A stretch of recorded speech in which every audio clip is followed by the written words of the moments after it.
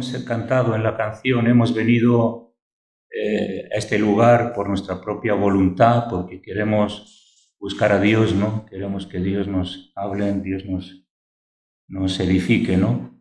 Y hermoso tiempo de alabanza en la que hemos podido expresar nuestra gratitud al Señor, ¿no? Así que bueno, vamos a entrar a la palabra y vamos a leer en Jeremías capítulo 2, versículo 13. Y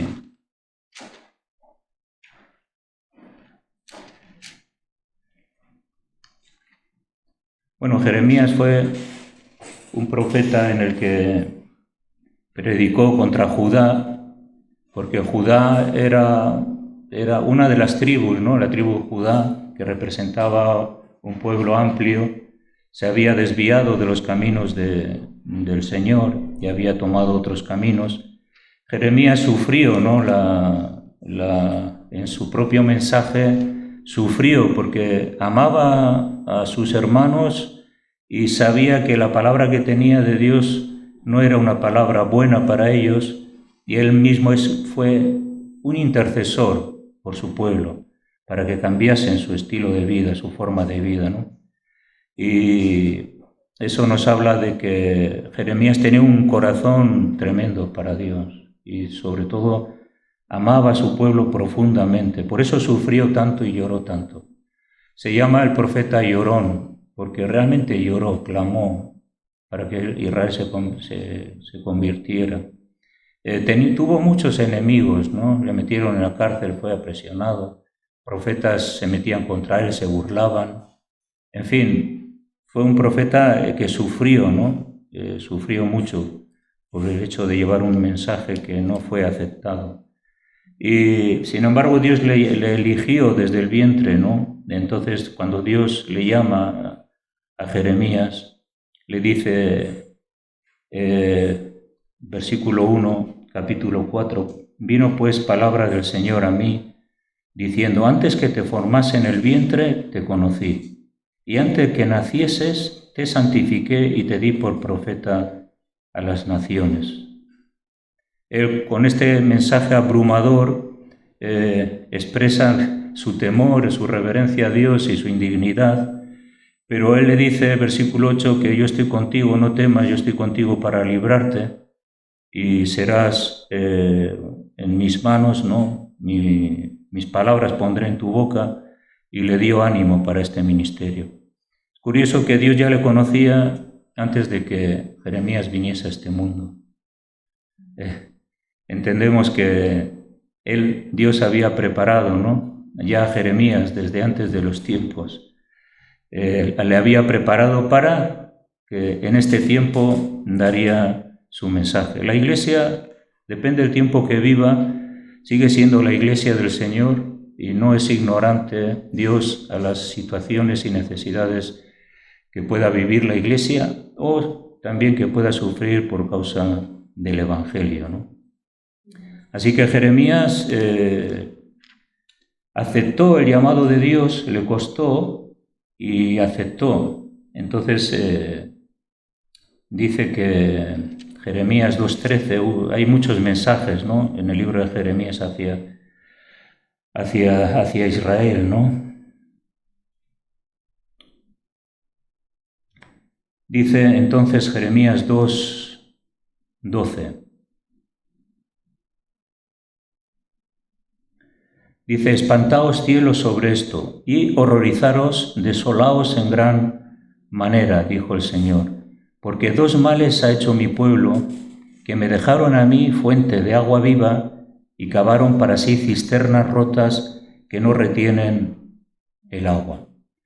Es un versículo muy conocido, pero que presenta la realidad del pueblo de Israel y la realidad en muchos aspectos de la vida humana. Dejan al Señor fuente de agua viva y cavan ellos mismos cisternas rotas que no retienen el agua. O sea que estaban haciendo un trabajo fuerte, porque cavar y ahondar una cisterna habla del esfuerzo humano por conseguir algo diferente a lo que había experimentado en Dios. O sea que abandonaron al Señor, buscaron la vida en su propia vida y en el placer de las cosas idolátricas y las cosas que no tenían valor duradero. Así que cuando esto lo hicieron, perdieron el propósito y el destino de Dios que tenía designado para ellos, ¿no? Israel falló, pero bueno, Dios siempre tuvo hombres y mujeres que se presentaron al frente, ¿no? Y dieron un paso para proclamar la palabra de Dios. Bien, cisternas rotas que no retienen el agua. O sea, que dejan la fuente de agua viva y cavan para sí esas cisternas rotas que no retienen el agua. Significa que el agua que se deposita es el agua que se pierde porque está rota, ¿no? El pozo. Es el esfuerzo humano por llenar algo, pero que sin embargo se pierde, ¿no? En ese mismo lugar donde ellos han depositado esa confianza, ¿no? Y podemos pensar cómo nosotros también podemos cavar cisternas rotas, porque no estamos exentos a veces de nuestros propios fallos y errores, ¿no? Nuestra tendencia siempre es una tendencia a la independencia, una tendencia a buscar lo nuestro, desear nuestras cosas, edificar también en cosas que pueden estar contradeciendo incluso la palabra de Dios, ¿no? Una de las cosas, cómo podemos cavar cisternas rotas nosotros mismos, es cuando rechazamos el mensaje del Evangelio, ¿no? O cuando en alguna forma, en muchos aspectos, pues lo dejamos ahí, ¿no? Como que quizás no es importante. Algunas cosas me gustan, me saben bien, pero hay otras que bueno. Entonces a veces lo que es el rechazo en nuestra propia vida, que tiene que ver con la palabra de Dios, vamos a leer en Juan 12:48. Que las palabras dice de Jesús también juzgarán a los hombres.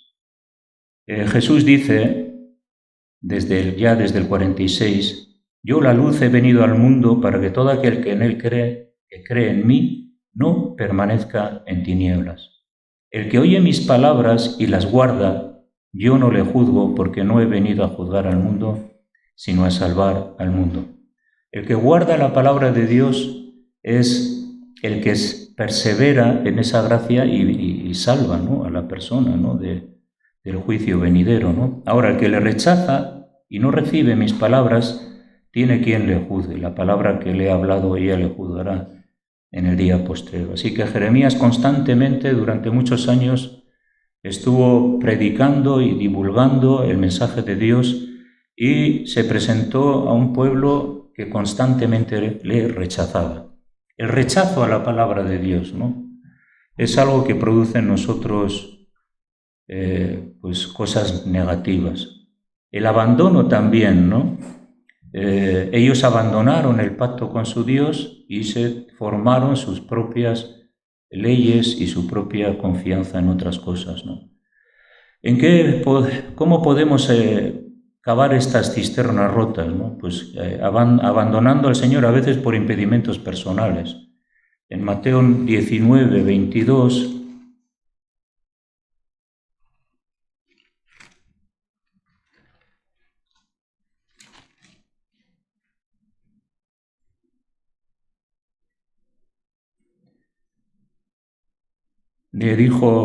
¿qué le dijo el joven rico?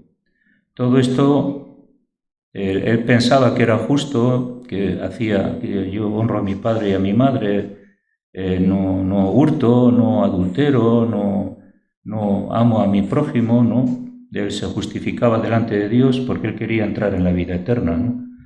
Pero Jesús le dijo, una cosa te hace falta, ¿no? Y Jesús le dijo, para que seas perfecto. Le dice, anda, vende todo lo que tienes y dalo a los pobres y tendrás tesoro en el cielo, y ven y sígueme. El joven se fue triste. No quiere decir que nosotros debamos de dar todo nuestro dinero a los pobres, Significa que, bueno, nosotros tenemos una vida que suplir, tenemos que estar dispuestos, ¿no?, a suplir a la familia y ayudar y demás. Pero la realidad es que a veces cualquier cosa que el Señor nos pida para consagrarnos a Él puede ser un impedimento personal para que pues no se cumplan el plan que Dios tiene para nosotros. Y es verdad, ¿no?, que constantemente tenemos que velar para que no tengamos impedimentos personales que hagan que nuestra vida se desvíe.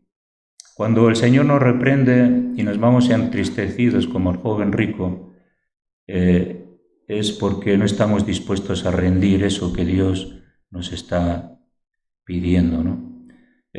Podemos vivir circunstancias desagradables, ¿no?, también, que hagan que podemos un poco claudicar y decir, bueno, esto es tan difícil, esto me cuesta tanto, es tan desagradable seguir al Señor porque el uno me dice, el otro, ¿no? Y esas circunstancias también desagradables pueden hacer que digamos que, bueno, dejo la fuente de agua viva y me cavo en mi propia cisterna, me moldeo mi propia vida para no sufrir tanto y eso a veces ocurre. Mateo 26, 56 es lo que muchas veces hemos leído.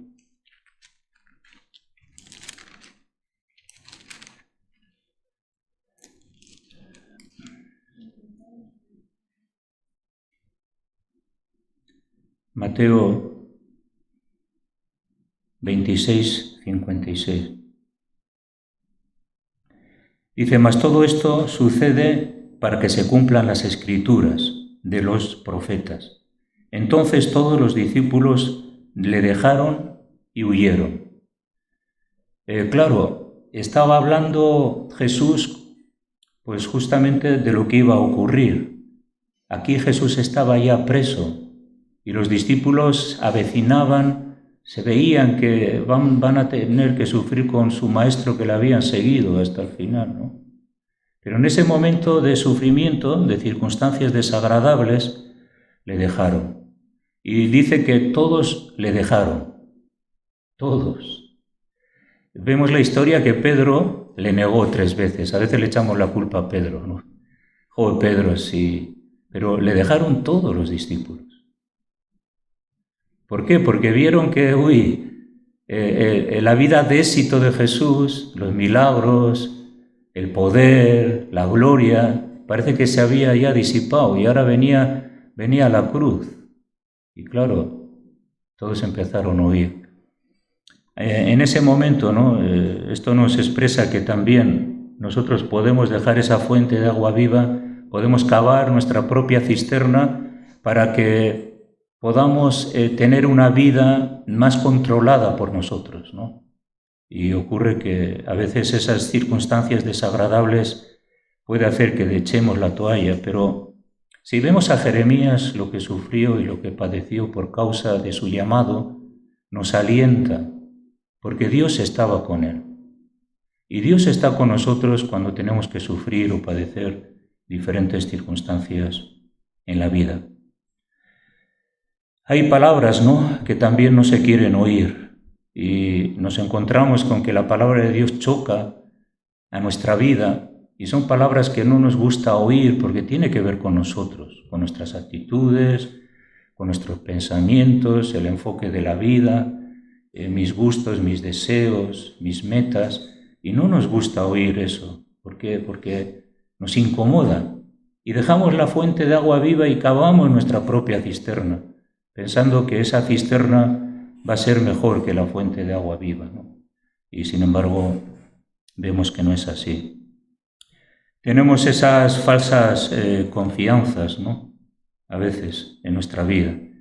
Esas falsas confianzas también nos apartan del propósito de Dios, de la obediencia, como hemos visto, ¿no? El Salmo 52, 7, vamos a leer en cuanto a esas falsas confianzas. ¿En qué? ¿En qué tenemos a veces falsas confianzas?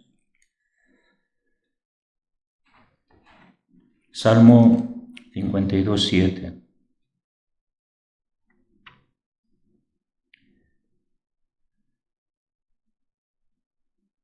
Dice, he aquí el hombre que no puso a Dios por su fortaleza, sino el que confió en la multitud de sus riquezas y se mantuvo en su maldad.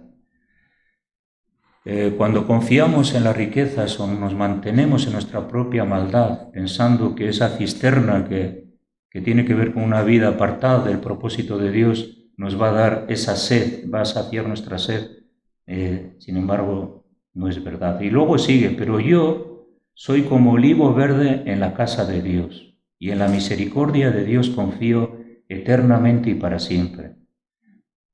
Él, sin embargo, confiaba en su casa, en la casa del Señor y en su eternidad en Dios.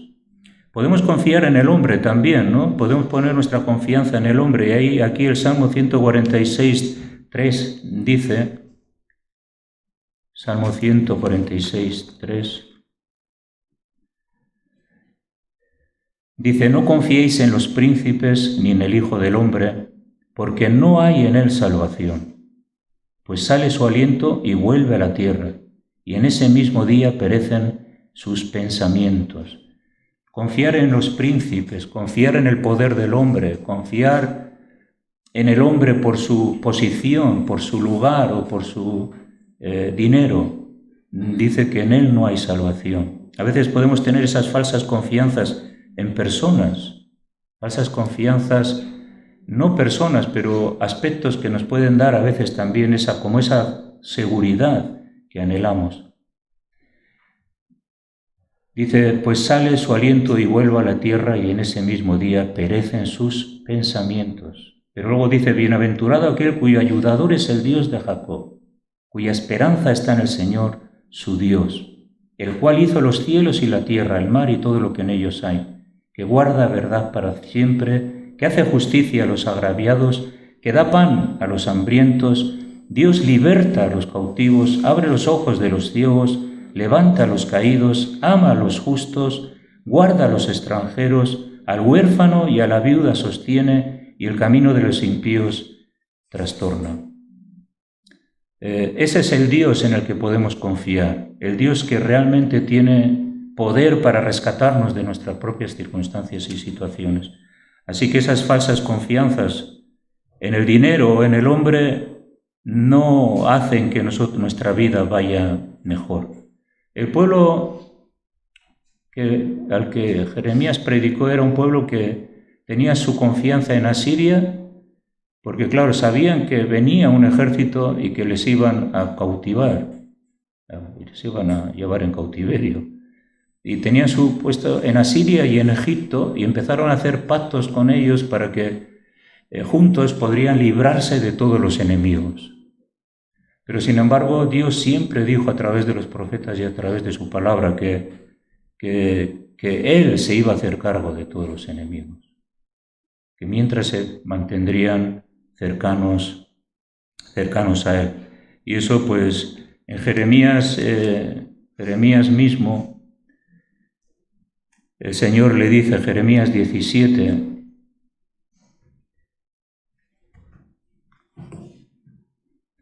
el Señor mismo le dice a Jeremías, ¿no?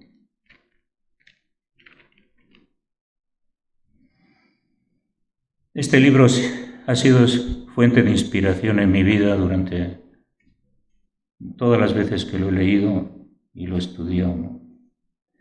Jeremías 17, 5, le dice el Señor, maldito el varón que confía en el hombre y pone carne por su brazo, y su corazón se aparta del Señor. Pero dice el versículo 8, el versículo 7, bendito el varón que confía en el Señor y cuya confianza está en el Señor, porque será como árbol plantado junto a corrientes de aguas, que junto a la corriente echará sus raíces, y no verá cuándo viene el calor, sino que su hoja estará verde, y en el año de sequía no se fatigará ni dejará de dar fruto. Esta es la diferencia de estar en la fuente de agua viva que dejaron y de cavar cisternas rotas que no retienen el agua y que no llevan no llevan a ningún lugar, ¿no? O sea, la confianza en el hombre es algo que siempre falla. La confianza en aspectos humanos no quiere decir que apreciemos y respetemos y valoremos a los demás, pero nunca poner la confianza en los demás, porque el hombre sale su aliento y vuelve al polvo, ¿no?, del cual está destinado. Aquí hay en Jeremías algo que siempre me ha gustado,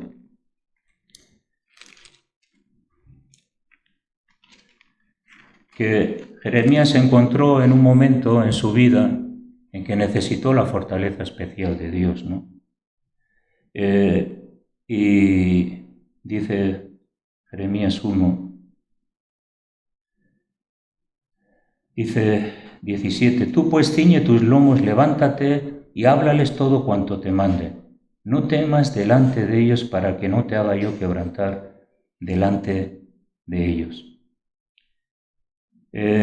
No temas, el temor, ¿no?, que tiene que ver que a veces tenemos a los hombres como una referencia, pero podemos temer a los hombres, porque los hombres, cuando con nosotros confesamos su palabra y testificamos, puede ser que se vuelvan contrarios a nosotros. Y Dios le dice a Jeremías, no les temas, sí, se van a enfurecer, sí, vas a tener que pasarlo mal, ¿no?, porque emocionalmente él les amaba y sin embargo recibía reproches y burlas, ¿no? Hay un momento en la vida de Jeremías que Dios le tiene que restaurar, porque se había cansado de esa lucha, ¿no? Y creo que a veces en nuestra vida también nos podemos cansar, pero Dios es un Dios también que nos quiere afirmar nuestros corazones y darnos fuerzas para no temer al hombre y seguir aferrados a Él. Y Él se pregunta, ¿no?, en un momento, que ese es prosperado el camino de los impíos y tienen bien todos los que se portan deslealmente. Les iba bien aquellos que estaban predicando el Evangelio, y Jeremías se plantea, ¿no?, y bueno, yo estoy predicando un Evangelio, un Dios poderoso, pero sin embargo tengo que sufrir limitaciones y dificultades. Y Dios le dice, bueno, él sigue diciendo, ¿no?, versículo 3 del capítulo 12, pero tú, oh Dios, me conoces. Le dice, tú, Señor, me has visto, me probaste mi corazón para contigo. Y él dice, bueno, al final prefiero que los lleves al degolladero y que vayan y sean muertos, ¿no? Entonces Dios le dice, si corriste con los de a pie y te cansaron, ¿cómo contenderás con los caballos? Así en la tierra de paz y estarás seguro, como harás en la espesura del Jordán. Está diciendo que tiene que empezar a luchar porque las luchas que vienen van a ser mayores. Por lo tanto, se tiene que preparar porque su ministerio iba a ser realmente un ministerio lleno de dificultades, ¿no? Entonces, si confiamos esas falsas confianzas en el hombre, incluso hay algo en el que a veces caemos mucho, que es la confianza en nosotros mismos, ¿no? Proverbios 28 dice, vamos a estar leyendo algunos versículos, Proverbios 28, 26, dice que el que confía en su propio corazón es necio, mas el que camina en sabiduría será librado. Confiar en nuestro propio corazón, bien dice la Biblia, que engañoso es el corazón, más que todas las cosas, ¿quién lo conocerá? Pedro confió en sí mismo, dijo, Señor, no te dejaré, aunque me maten. Confió demasiado en sí mismo y Pedro le negó. Y a veces la confianza en nosotros mismos nos lleva a la derrota, porque podemos fallar en los propósitos de Dios creyendo que nosotros tenemos las respuestas y las soluciones, cuando en realidad es Dios quien tiene las respuestas y las soluciones, ¿no? Proverbios 3 también es un versículo muy interesante. Proverbios 3:5. Dice, fíate del Señor de todo tu corazón y no te apoyes en tu propia prudencia. Reconócelo en todos tus caminos y Él enderezará tus veredas. Así que si reconocemos a Dios en nuestros caminos, si hay algo torcido, Él es el que lo puede enderezar. Pero si nos apoyamos en nuestra propia prudencia, a veces somos tan prudentes que confiamos en nuestro propio corazón. Pero nuestra confianza tiene que estar en Dios, porque yo puedo creer una cosa, pero es importante que Dios esté conmigo en lo que apruebo, en lo que decido, en las decisiones que tengo que tomar para no equivocarme. Así que reconócelo en todos tus caminos. ¿Y qué pasa? Que cuando no le reconocemos en todos los caminos, creamos falsas confianzas en nosotros mismos. Y eso a veces nos lleva a la derrota. Todas las cosas tenemos que llevárselas a Dios. Todos los caminos, todas las decisiones, todas nuestras inquietudes, para que las decisiones que tomemos, pues no nos equivoquemos, ¿no? Reconócelo en todos tus caminos y Él enderezará tus veredas. Y luego dice, no seas sabio en tu propia opinión. Teme a Dios y apártate del mal. Si somos demasiado sabios en nuestra opinión y creemos que estamos en lo cierto, pues nos dices que no seamos demasiado sabios en nuestra propia opinión, sino que a veces nuestra opinión está inclinada al mal. Y por eso dice, apártate del mal. Porque será medicina a tu cuerpo y refrigerio para tus huesos. Medicina a nuestro cuerpo y refrigerio para nuestros huesos. Tiene que ver con la paz, el descanso del hombre y de la mujer que confían en Dios en todos los caminos y en todas sus veredas, ¿no? Podemos tener esperanzas falsas, ¿no? ¿Cuántas personas tienen esperanza en que dentro de 2 años todo va a cambiar y entonces yo haré y no haré? Las falsas esperanzas en el futuro. ¿Qué me va a esperar en mi futuro? Y a veces tenemos esas falsas esperanzas que tienen que ver con nuestros propios proyectos. ¿Me estáis entendiendo, verdad? Bien, amén. El Salmo 10, 6.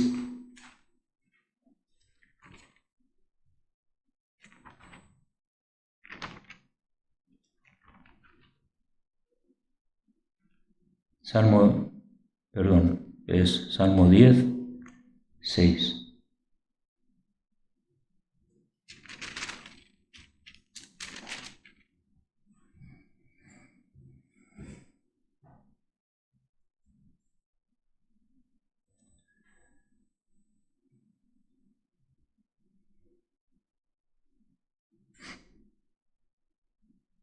El 4 dice que también el malo por la altivez de su rostro no busca a Dios, y no hay Dios en ninguno de sus pensamientos. Sus caminos son torcidos en todo tiempo, y sus juicios los tienen muy lejos de su vista. Y dice en su corazón, no seré movido jamás, y nunca me alcanzará el infortunio. Estas son las falsas esperanzas. Hay mucha gente que dice, no, me va a ir bien, nunca me alcanzará el infortunio. La vida que me he trazado va a ser una vida maravillosa, segura. Y esas falsas confianzas o esas falsas esperanzas en que el futuro será bueno, sin embargo, no siempre es así.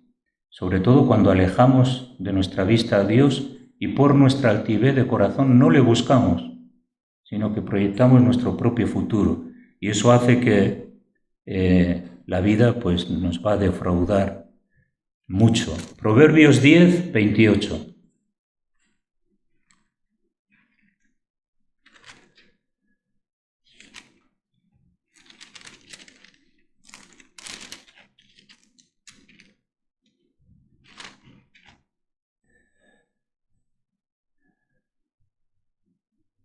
Dice que la esperanza de los justos es alegría. Esta es la persona que se mantiene justa delante de Dios y con fe en Dios. Pero dice que la esperanza de los impíos perecerá. Así que cuando las personas piensan que pueden desechar a Dios de su vida y pueden crear esas falsas cisternas rotas que no retienen el agua, que puede tener apariencia de que yo estoy haciendo una cisterna y que te voy a tener ahí provisión para toda mi vida y que de ahí voy a sacar lo que realmente necesite, pero esa agua no se retiene. Los impíos, la esperanza de los impíos perecerá. Y aunque todo le vaya bien aquí, pues se va a encontrar con la vida eterna, donde no ha sembrado nada y donde no va a recoger nada, ¿no? Dice, el justo es librado de la tribulación, mal el impío entra en lugar suyo. Jeremías entró en la tribulación, pero Dios le sacó.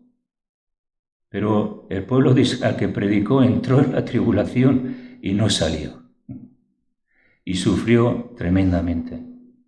Es verdad que Dios prueba al justo. Dios no nos prueba más de lo que podemos soportar y juntamente con la tentación nos da la salida. 1 Corintios 10:12.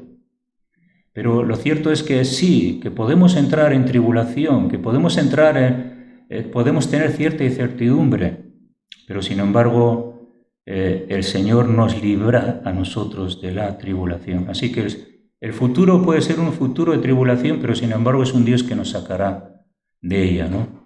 Y es importante que entendamos que nuestra confianza, las falsas confianzas en cosas abstractas que tienen que ver con nuestras propias ideas, conjeturas de la vida, ¿no? Pues no, posiblemente pues no se cumplan, ¿no? Y eso es algo que tenemos que entender. Así que no que acabemos en cisternas en nuestra vida, mantengámonos en la fuente de agua que da vida. No dejemos la fuente que Jesús. Jesús, cuando entró con la mujer samaritana, Jesús le dijo que el agua que yo tengo para ti es un agua de vida. Y la mujer samaritana le dijo, pues dame ese agua, para que no tenga yo sed jamás. Y luego le dice Jesús que el agua que yo te daré es una agua que salta para vida eterna. Así que es un agua que dura toda la vida, porque es la fuente donde tú puedes beber en cualquier momento. Y Jesús dice, yo soy la fuente, yo soy el agua. Y Él ahí está disponible para que nosotros en cualquier momento tomemos de ese agua. Hay mucha diferencia entre agua viva y cisterna. En una cisterna el agua se corrompe también y se pudre, ¿no? Entonces pensemos que Jesús, en Dios tenemos esa fuente de agua de vida, ¿no? Y podemos practicar constantemente a llegarnos a Él y beber de ese agua. Jesús dijo que el que tiene sed, venga a mí y beba. Venga a mí. Jesús está diciendo, yo soy el que tiene el agua. Yo soy el que tiene el sentido, el propósito y la bendición en el momento en el que lo puedas necesitar. Y así es la vida del creyente, ¿no? Peregrinando, sí, padeciendo. En este tiempo vivimos un tiempo de incertidumbre. Muchas de las personas que han diseñado su futuro se les ha caído abajo. Pero sin embargo, cuando nosotros miramos a Dios, sabemos que nuestro futuro está en sus manos, no está en las manos de una enfermedad, no está en las manos de los políticos, no está en las manos de las circunstancias, no está en las manos de que bueno, eso es porque ha tenido que ocurrir y entonces está ocurrido, no. El creyente aferrado a Cristo está en las manos del Dios Todopoderoso. Y Él es el que determina, el que guía tu vida. Dios le llamó a Jeremías desde antes de que naciera. Ya le vio a Jeremías, ¿no? Y Dios te vio a ti antes de que nacieras. Así que no eres una casualidad, sino que eres un hombre, una mujer que va a cumplir el propósito de Dios que Dios tiene para tu vida, siempre y cuando nos acerquemos a la fuente y bebamos de ella, ¿no? Vamos a acabar leyendo un salmo, el Salmo 36:7. Dice: «Cuán preciosa, oh Dios, es tu misericordia. Por eso los hijos de los hombres se amparan bajo la sombra de tus alas». La protección de Dios. Hay otro salmo que habla de que caerán a nosotros a un lado 1000 y a otro lado 2000, pero a nosotros no llegará. Pero si llega, con el permiso de Dios, siempre tiene un propósito, ¿no? Pero qué bueno y cuán grande, dice el salmista, es tu misericordia.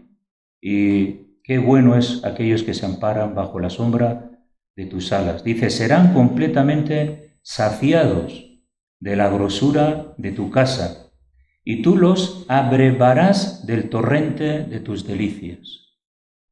Aquí vemos también una provisión de Dios, que tiene que ver con los aspectos que hemos hablado, ¿no?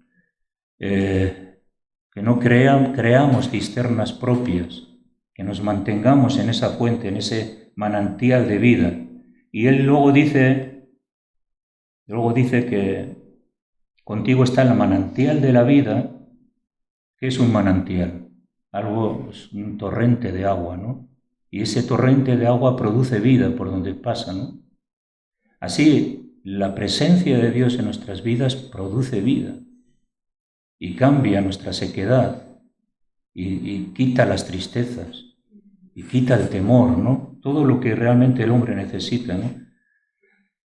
Porque castillos todos nos podemos hacer, pero a veces los castillos también se caen. Dice: bienaventurado el varón que no anduvo en consejo de malos, ni en silla de escarnecedores se ha sentado, sino que en la ley del Señor medita de día y de noche.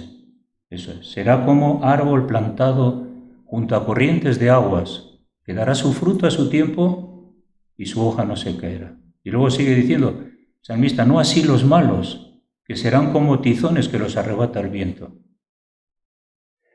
Y esa también es una realidad. En tu luz veremos la luz. Entonces, es algo que lo tenemos que aplicar a nuestra vida, ¿no? Constantemente clamar a Dios. Cuando cometemos un error, hacemos cosas indebidas y luego nos damos cuenta: ay, si te habría pedido permiso a ti para hacer esto, si te habría consultado si es bueno para mí o no. En las pequeñitas cosas también, porque a veces pequeñas cosas se trastorna mucho con pequeñas cosas. Empiezan cositas pequeñas, pero luego no sabes dónde te lleva. En Mateo habla de que el que edifica sobre la roca y el que edifica sobre la arena. El que edifica sobre la roca, ¿qué ocurre? Dice que el que confía en el Señor y en el Evangelio es que el que edifica sobre la roca es Cristo. Vendrán vientos, lluvias, terremotos, tempestades, pero dice, esa casa permanecerá. Pero dice, el que edifica sobre la arena, cuando viene la tempestad, la lluvia, la dificultad y toda serie de cosas que a todos acontecen, esa casa será destruida. Entonces, cuando nosotros edificamos en la roca que es Cristo, cuando nosotros no dejamos la fuente de agua viva y no cavamos para nosotros cisternas, estamos seguros ahí también. Es un lugar seguro, un lugar de protección, de cuidado, de ayuda, de bendición, si depositamos nuestra confianza en el Señor. Amén. Queremos que nuestra casa permanezca, ¿no?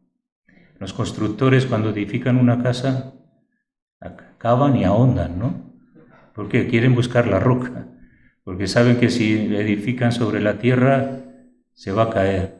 Así es el hombre de necio cuando edifica sin Dios, cuando se proyecta sin Dios, cuando desarrolla un futuro sin Dios, cuando confía en sí mismo, cuando se va, cuando hay impedimentos personales, circunstancias desagradables o situaciones que no le gustan. Depositemos nuestra confianza en Dios y no confiemos ni en el dinero, ni en el hombre, ni en nosotros mismos. Es muy importante. Y tendremos paz y descanso cuando tengamos que pasar también por situaciones adversas, sabiendo que también la prueba, como Dios le dijo a Jeremías, que tú sigue, no te preocupes, yo estoy contigo. Pero claro, cuando él estaba allí en el pozo cenagoso y cuando no tenía para comer, y cuando fue probado, Pero Dios lo usó también con milagros. Jeremías es un libro fabuloso, porque Dios obra a través de las circunstancias adversas de nuestra vida, ¿no? Como se suele decir que Dios escribe recto con líneas torcidas, ¿no? Es el único que lo puede hacer en nosotros. Muy bien, vamos a pedir que Dios nos ayude y podamos confiar en Él. Señor, te damos gracias porque en tu palabra vemos, Señor, muchas verdades que necesitamos aplicar a nuestra vida. Señor, muchas gracias por que tú nos adviertes también, Señor, que no nos apartemos de ti, la fuente de agua viva, y cabemos para nosotros cisternas rotas que no retienen el agua. Queremos, Señor, seguir confiando en ti, seguir edificando en ti, seguir proyectándonos en ti, Señor, sabiendo que nuestro futuro está exclusivamente en tus manos. Por eso te damos gracias porque nos animas a confiar en tu palabra en medio de las circunstancias adversas. O si también tú nos pides algo y nos dices que algo tiene que cambiar en nuestra vida, no hagamos nuestro evangelio personal, sino que aceptemos tu reprensión y nos volvamos a ti. En el nombre de Jesús. Amén. Amén. Muy bien.